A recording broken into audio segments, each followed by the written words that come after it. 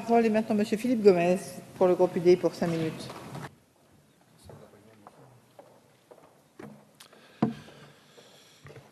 Madame la Présidente, Monsieur le Ministre, mes chers collègues.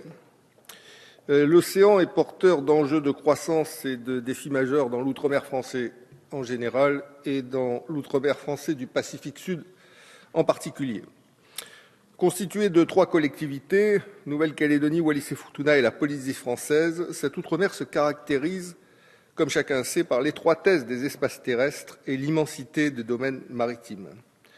Rappelons que la partie émergée de la Nouvelle-Calédonie est l'équivalent de la surface d'une région moyenne de l'Hexagone, comme la Picardie, alors que le domaine maritime couvre une surface plus grande que la moitié de la Méditerranée. Les îles Wallis couvrent la moitié de la surface de l'île d'Oléron à L3. Par contre, le domaine maritime est grand, comme la moitié de l'Espagne. Enfin, en ce qui concerne la Polynésie française, elle est en terre émergée l'équivalent d'un petit département de l'Hexagone, comme les Alpes-Maritimes, qui plus est en 118 petits morceaux, et la mer est l'équivalent de la surface de l'Union européenne. Certes, les 3 collectivités dont je viens de parler ont des handicaps certains, distance, double insularité, faible population, marché étroit. Mais considérons qu'elles possèdent une conjugaison d'atouts extrêmement précieux et rares qui se définissent par des espaces, de la qualité, de la biodiversité, de la géodiversité et des ressources énergétiques. Des espaces d'abord, les quelques chiffres avancés ci-avant sont éloquents. Au total, les 3 collectivités représentent 6,4 millions de kilomètres carrés de mer, ce qui représente 1,5 fois l'Union européenne, sans compter les possibilités d'extension juridique du plateau continental qui pourront porter ce chiffre à près de 7 millions de kilomètres carrés.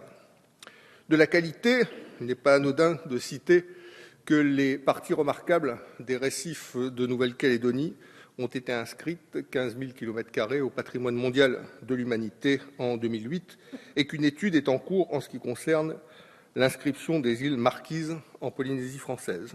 De la biodiversité, un chiffre, un seul, dans le lagon et le grand récif de Nouvelle-Calédonie, on trouve autant d'espèces que dans toute la Méditerranée. De la géodiversité, la Nouvelle-Calédonie fait quasiment unique au monde et l'un des pointements émergés avec Norfolk en Australie et la Nouvelle-Zélande au sud d'un continent englouti, Zélandia, qui est le reste du continent primitif Gondwana. La Polynésie française offre d'autres figures, celles de monts sous-marins nombreux, sièges d'encroûtement de manganèse et de cobalt, de plaines abyssales immenses ou encore de points chauds volcaniques de type hawaïen actif. Des ressources énergétiques douces, si les technologies ne sont pas toutes opérationnelles actuellement pour capter un ensemble d'énergie dite douce, force est pourtant de constater que ces 3 collectivités d'outre-mer possèdent des avantages certains qui sont du soleil, du vent, des régimes de houle stables, du courant, dans certaines passées récifs et lagons, et surtout des eaux profondes à proximité des côtes, facteur favorable à l'utilisation d'une des très rares énergies avec la géothermie, basée sur les différences de température entre surface et fond qui soient renouvelables, continues et inépuisables, l'énergie thermique des mers.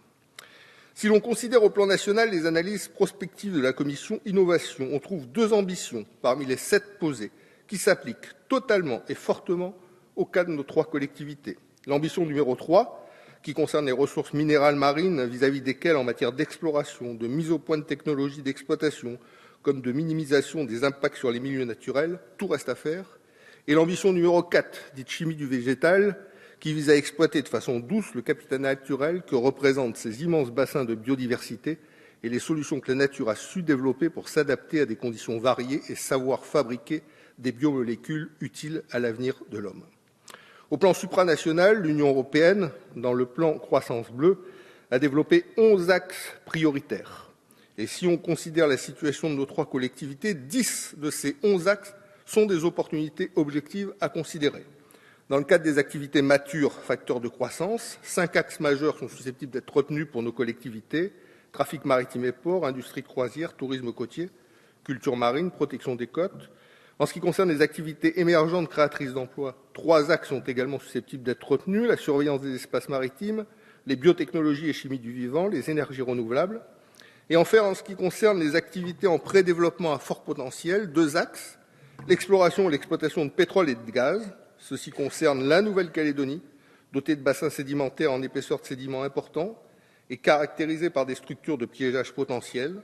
Certes, il s'agit de ressources fossiles, ce sont toutefois des ressources potentielles fortement créatrices d'activités dont la collectivité très consommatrice d'énergie pour son industrie minière pourrait tirer profit, tout en établissant des règles strictes d'encadrement de cette possible exploitation.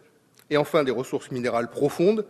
Les 3 collectivités d'outre-mer sont douées, sans doute Wallis et Futuna en premier lieu, avec l'hydrothermalisme et des dépôts sulfurés, mais aussi des nodules métalliques et des terres rares dans les sédiments profonds en Polynésie française, et des encroûtements sous les monts sous-marins en Polynésie, en Nouvelle-Calédonie, et vraisemblablement des dépôts sulfurés à l'instar de Wallis et Futuna dans la zone économique de Nouvelle-Calédonie.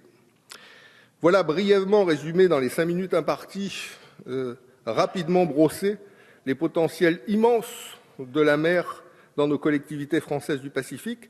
Les terres australes forment, pour ainsi dire, un monde à part. La découverte de ces terres pourrait offrir de grandes utilités pour le commerce et de merveilleux spectacles pour la physique. Il y a vraisemblablement entre le Japon et l'Amérique un grand nombre d'îles dont la découverte pourrait bien être importante. Telles sont les paroles en 1752 de Pierre-Louis Moreau de Maupertuis, mathématicien, philosophe, qui a en outre jeté certaines des bases de la biologie moderne. Paroles lancées alors que Futuna était connue, tout comme les Marquises, mais que la Nouvelle-Calédonie, les Loyautés, Tahiti, la Société, l'essentiel des Tuamotu, les Australes, l'île de Wallis ne l'étaient pas. Il utilisait le mot d'important pour caractériser ces archipels. Il avait profondément raison, car ils le sont, plus que jamais peut-être. Je vous remercie.